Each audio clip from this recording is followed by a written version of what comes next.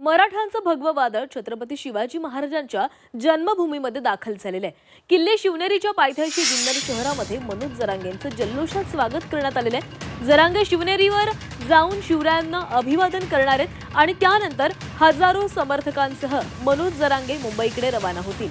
उद्यापासून मनोज जरांगेंचं आझाद मैदानामध्ये आंदोलन सुरू होणार आहे। दरम्यान आंदोलनाच्या पार्श्वभूमीवर मुंबईत पोलीस बंदोबस्त वाढवण्यात आला आहे।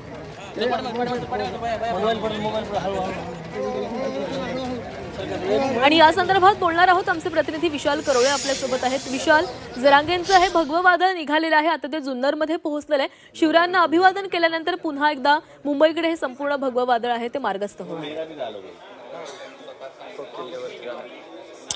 अगदी खरं आहे। आता शिवनेरीला मनोज जरांगे आलेले आहेत। सकाळी 6 वाजता ते इथं पोहोचले आणि थोड्याच वेळात ते शिवनेरी गडावर जाणार आहे आणि तिथं अभिवादन करणार आहे। इथं सुद्धा मोठ्या संख्येनं मराठा आंदोलक कार्यकर्ते जमा झालेले आहे। प्रत्येकजण हा मनोज जरांगे यांना पाठिंबा देण्यासाठी येतोय।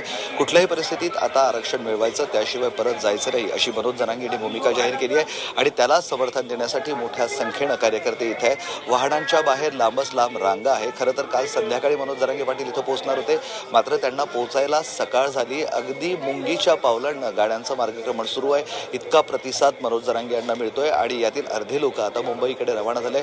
मनोज जरांगे सुद्धा थोड्याच वेळा शिवनेरी गडावर जातील, तिथं अभिवादन करतील आणि त्यानंतर पुणे मार्गे मुंबईला रवाना होणार आहेत। थोड्याच वेळात ते माध्यमांशी बोलणार आहेत। इथं सुद्धा मोठ्या संख्येनं सगळे कार्यकर्ते आलेत। मला सांगा, समर्थन द्यायला आलेत पाटलांना? हो, समर्थन म्हणजे आम्ही आमचं हक्काचं आरक्षण त्या ठिकाणी मागण्यासाठी आम्ही त्या ठिकाणी चाललेलो आहे। समर्थन म्हणजे काय, आम्ही आत्तापर्यंत आम्ही अन्यायच सहन केला ना, आम्हाला न्याय मिळालाच नाही सरकारकडनं।